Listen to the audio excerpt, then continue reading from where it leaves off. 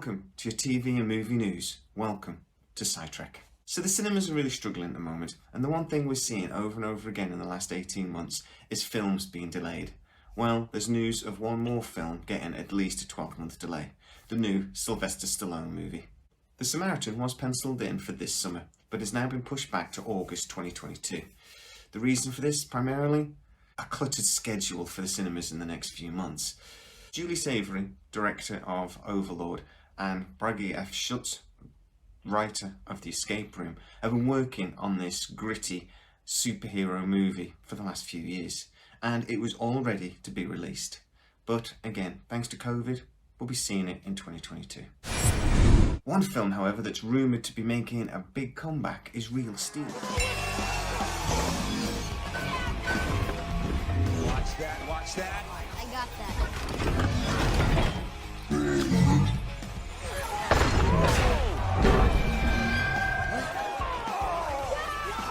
The movie's over a decade old and didn't really have the massive impact for Hugh Jackman in the cinema that they were hoping for. But its release on Netflix last year during the lockdown saw a huge spike in new viewers. And Sean Levy has been talking in interviews saying that he's in conversation with Hugh Jackman about making a sequel. This robot boxing movie was maybe ahead of its time, but it's a class movie, and I would really love to see a sequel. In our last news video, we talked about Taika Waititi and his announcement that he is working on a Flash Gordon remake. He's currently writing the script. If you can say anything about Mr. Waititi though, is he's not a lazy bugger. He's already working on several other projects, including the announcement this week that he is going to be focusing his attention on his Star Wars movie. Now, Waititi isn't new to the Star Wars genre. He has been a cast director on the Mandalorian series. So, let's see what he does with his very own movie. He says he's really looking forward to bringing his style while respecting the cinematic feel of the Star Wars series. Tim Burton has been working on an 8-episode series for Netflix based on the Addams family, or primarily based on the character of Wednesday Addams. This is being described as a coming-of-age series, and actually I think it's a genius idea. Wednesday Addams has gone to college.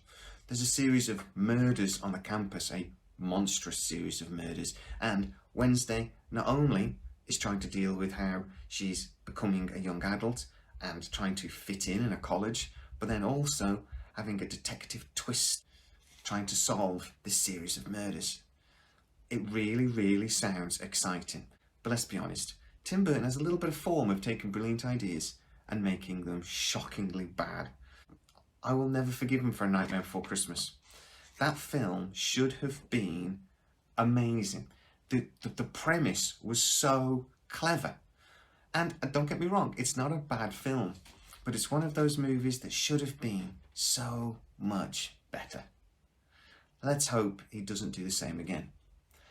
But the big news this week is that Catherine Zeta-Jones has been officially signed on to star as Morticia Addams. Now, I absolutely love that news, and I think she is ideal for the role. Morticia is a huge character in this series, and having somebody right to play that part is vital if this series is going to really succeed. But to be honest, Gomez is always the primary character. I just stopped by to talk to you about... They're going to crash. You think so, huh? Beautiful. Beautiful. You meant to blow them up? Of course. Why else would a grown man play with trains? He's the most important person to get right. So if they've got somebody great in for him, like they have done in the past, then this series can win.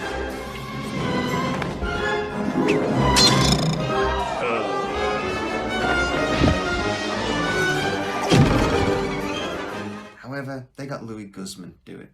Now, I love Louis Guzman and loads of things that he's done in the past, but I cannot quite see how he's going to be Gomez. But hey, let's give it a chance. This show, if Tim Burton doesn't ruin it, should be really exciting.